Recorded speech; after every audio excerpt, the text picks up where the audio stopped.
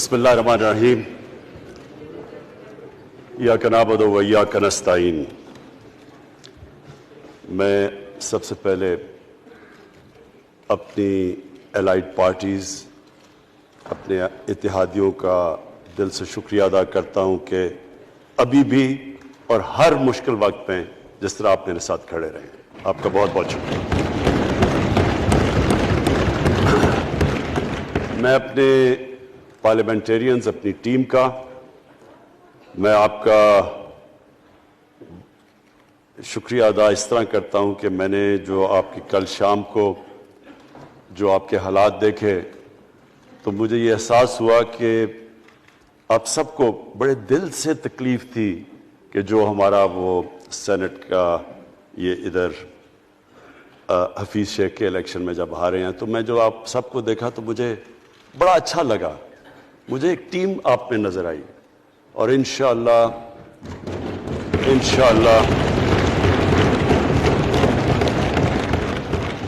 یہ ہماری ٹیم مضبوط ہوتی جائے گی، کیونکہ دیکھیں اللہ کہتا ہے کہ میں تمہارے ایمان کو بار بار آزماؤں گا۔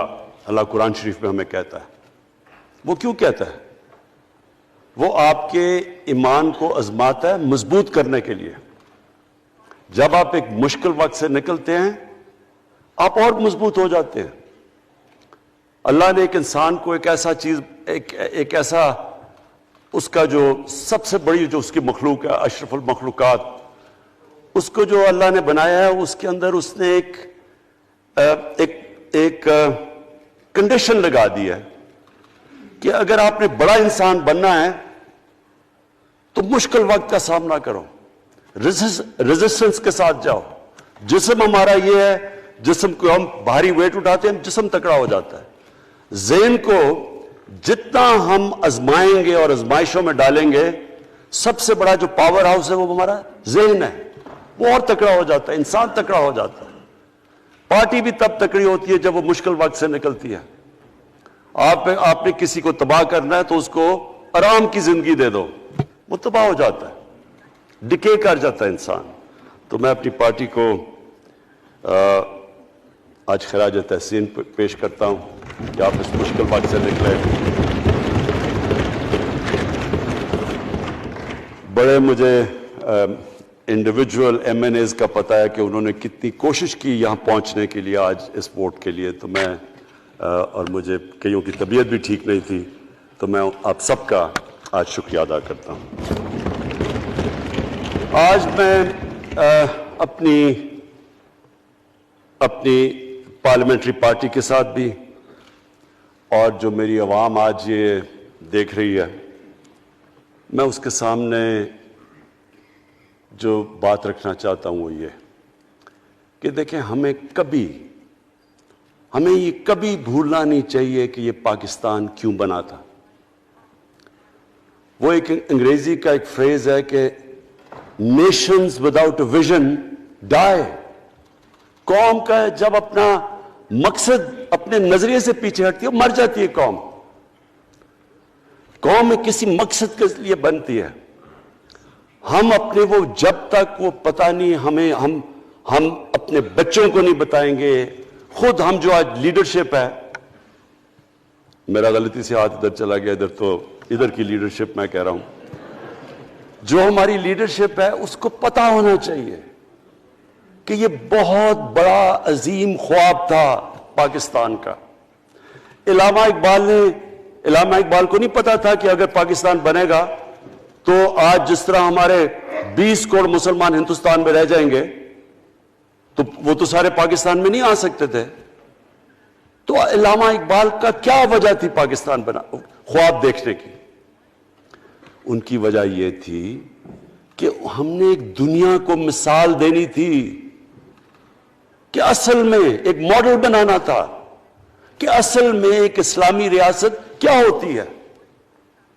اور وہ بیس کس کے اوپر کر رہے تھے پاکستان کی اسلامی فلاحی ریاست جو ہماری آبجیکٹو ریزولوشن میں ہے؟ نبی صلی اللہ علیہ وسلم کی مدینہ کی ریاست، جو ان کی سنت تھی، جو دنیا کی تاریخ کی پہلی فلاحی ریاست بنی تھی، جس میں بہت بڑے بڑے ماڈرن جو آج کے پرنسپلز، وہ پرنسپلز طے کیے گئے تھے.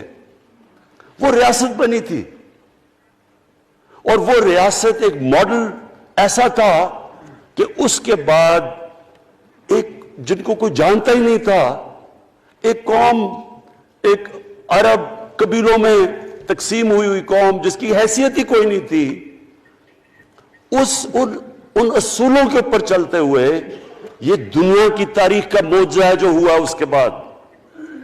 یہ میں نے شفقت محمود کو کہا بھی ہے کہ ہمارے بچوں کو ہر سکول، چاہے وہ انگلش میڈیم، چاہے اردو میڈیم، چاہے دینی مدرسے، سب کو 8، 7، 8 اور 9 کلاسز میں باقاعدہ سبجیکٹ پڑھائیں کہ نبی صلی اللہ علیہ وسلم کی جو زندگی تھی اور جو مدینہ میں کیا وہ کیا تھی.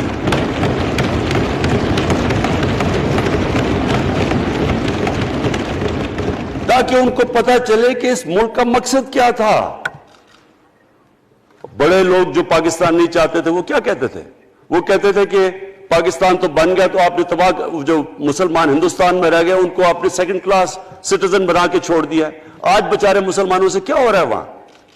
تو وہ لوگ کہتے ہیں کہ اگر پاکستان نہ بنتا تو مسلمانوں کی زیادہ طاقت ہونی تھی.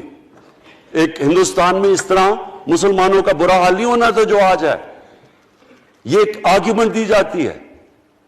اور اگر ہم پاکستان کو جس مقصد کے لیے بنا تھا اگر ہم ادھر نہیں لے کے جائیں گے تو وہ ٹھیک کہہ رہے ہیں.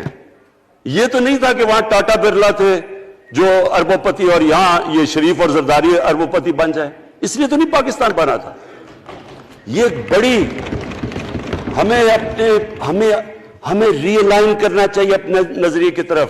ہمیں اپنا رخ چینج کرنا چاہیے واپس کہ یہ بڑا عظیم خواب تھا پاکستان کا. اور وہ جو تاریخ تھی، وہ جو اصول انہوں نے سیٹ اپ کیے، جن لوگوں کی حیثیت ہی نہیں تھی، یہ تاریخ کا حصہ ہے کہ اس کے بعد انہوں نے دیکھتے دیکھتے 15، 20، 30 سالوں کے اندر دنیا کی امامت کی. صرف امامت ہی نہیں کہ وہ تو منگولیوں نے بھی دنیا بڑی جلدی سے فتح کر لی تھی. چنگیز خان نے بھی بڑی جلدی اس کی فوجوں نے فتح کر لی تھی. 100 سال کے بعد وہ ختم ہو گئے تھے. انہوں نے ایک دنیا کی عظیم سیویلائزیشن، جو ٹاپ سائنٹسٹ تھے، سارے دنیا کے ٹاپ سائنسدان، ایک عظیم کلچر. اور سب سے بڑی بات جو آج میں یہ کہنا چاہتا ہوں، انہوں نے اخلاقیات، ایک مورل سٹینڈرڈ سیٹ کی دنیا میں. جب مسلمان گئے انڈونیشیا اور ملیشیا